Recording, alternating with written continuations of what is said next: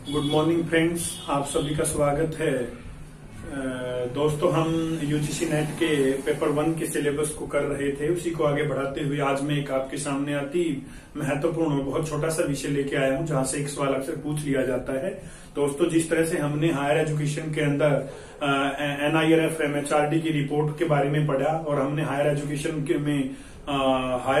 के प्रथम लेक्चर के अंदर हमने डिफरेंट इंस्टीट्यूशंस के बारे में पढ़ा, तो आज हम फिर से major agencies of higher education in India के बारे में पढ़ रहे हैं, जिसमें यूजीसी, NAC और MHRD आती हैं। इनमें से यहाँ से एक सवाल अक्सर पूछ लिया जाता है।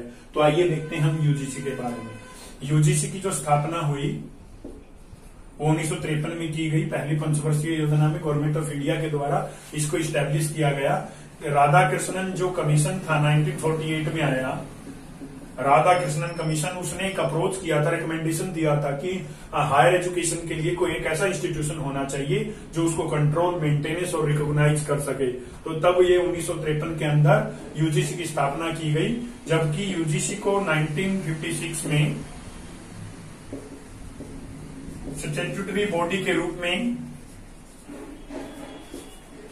इस्टेब्लिश किया गया। 1956 एक्ट आप सभी यूनिवर्सिटीज के बैनर पे देख सकते हो कि जो भी यूनिवर्सिटीज अभी नई ओपन हो रही हैं, चाहे डीम्ड हो, चाहे प्राइवेट हो, चाहे स्टेट ओपन यूनिवर्सिटी हो, चाहे सेंट्रल हो, लिखा मिलेगा रिकॉग्नाइज्ड बाय यूजीसी एक्ट 1956। तो 1956 में स्टैट्यूटरी बॉडी के रूप में यूजीसी आया।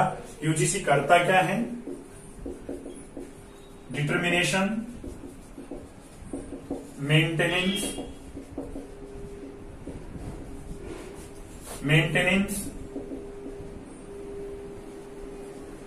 फंडिंग,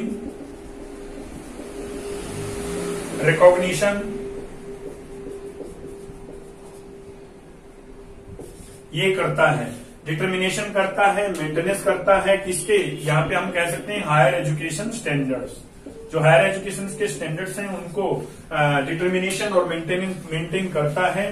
फंडिंग करता है सभी यूनिवर्सिटीज को, चाहे स्टेट यूनिवर्सिटीज हो, चाहे सेंट्रल यूनिवर्सिटीज हो। रिसर्च के पर्पज से किसी भी प्रोजेक्ट को लेकर, किसी भी नए आप कह सकते हो डायमेंशन को लेकर फंडिंग करता है। नए जो इंस्टीट्यूट खुलते हैं भारतवर्ष के किसी भी राज्य में खुले, चारों प्रकार की कोई भी यूनिवर्सिटी हो, उसको नया रिकॉग्निशन देने का केवल अधिकार यूजीसी के पास है।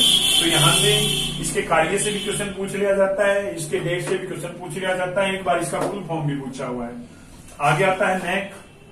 NAC का फुल फॉर्म रहेगा national assessment and accreditation council. यहां से फुल फॉर्म देने का पूरा चांस है NAC के फुल फॉर्म से। इसका जो एस्टेब्लिशमेंट हुआ 1994 में हुआ। इसका जो हेड क्वार्टर है वो बेंगलोर के अंदर है, बेंगलुरु में इसका हेड क्वार्टर है। और यूजीसी का हेड क्वार्टर की बात करें तो आप दिल्ली में है। और ये 1994 में किया गया। इसकी फंडिड जो होता है, इसकी फंडिंग जो होती है फंडिड बाय यूजीसी है, परंतु ये एक ऑटोनोमस बॉडी है। ऑटोनोमस बॉडी, इसका कार्य क्या रहता है NAC का? ये एक्रीडिटेशन करता है। एक्रीडिटेशन हम कहें कि ग्रेडिंग करता है इंस्टीट्यूशंस की। विभिन्न प्रकार की जो ग्रेड होती हैं, जिस तरह से हम कहें A++ है, A है, B है, C है, ये ग्रेड डिफरेंट यूनिवर्सिटीज को, कॉलेज को दिए जाते हैं। उनकी ग्रेडिंग का कार्य जो करता है वो NAC करता है। लास्ट बार इन्होंने 2018 में अपना एक्रीडिटेशन और असेसमेंट किया था, जिसमें डिफरेंट 500 से ज्यादा 11,000 से ज्यादा कॉलेज और 500 से ज्यादा यूनिवर्सिटीज को इन्होंने एक्रीडिटेट किया था। तो ये NAC के बारे में आता है। MHRD की हम बात करें, ये मिनिस्ट्री है, ministry of human resource development. Ministry of human resource development एक सेंट्रल मिनिस्ट्री है। इसके जो मिनिस्टर हैं रमेश पोखरियाल निशंक हैं, बेसिकली उत्तराखंड से आते हैं। ये MHRD मिनिस्टर हैं।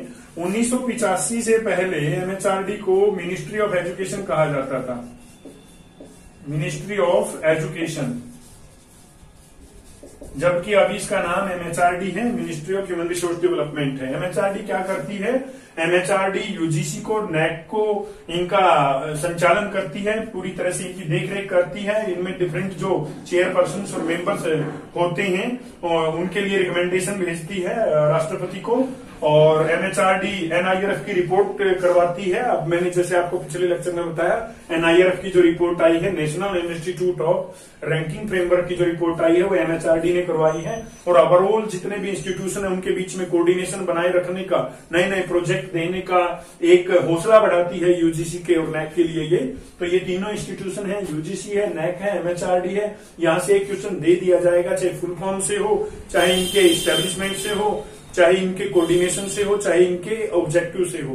तो यहां से क्वेश्चन हर हालत में आता है। तो इन 3 के 3 लेक्चर में हमने हायर एजुकेशन के बारे में पढ़ा है। और भी हायर एजुकेशन से संबंधित कोई भी हमारे सामने क्वेश्चन आएंगे, आपके सामने मैं और लेक्चर करूंगा। इसके बाद हम एक नए विषय को करेंगे, हम रिसर्च के पोर्शन को, इन्वायरमेंटल स्टडीज को भी करेंगे। तब तक आप लगातार हायर एजुकेशन के बारे में पढ़िए। 5 नंबर का ये आएगा, 5 क्वेश्चन आएंगे, 10 नंबर का ये टोटल होगा। बहुत इंपॉर्टेंट टॉपिक है ये, और बहुत इक्वली इंपॉर्टेंट भी है। पेपर 1 और पेपर 2 दोनों इक्वली इंपॉर्टेंस रखते हैं क्वालिफिकेशन के लिए, चाहे जेआरएफ लगे, चाहे नॉर्मल ओनली नेट हो, दोनों के लिए दोनों का स्कोर एग्रीगेट होके परसेंटेज ड्रा की जाती है और मेरिट बनाई जाती है।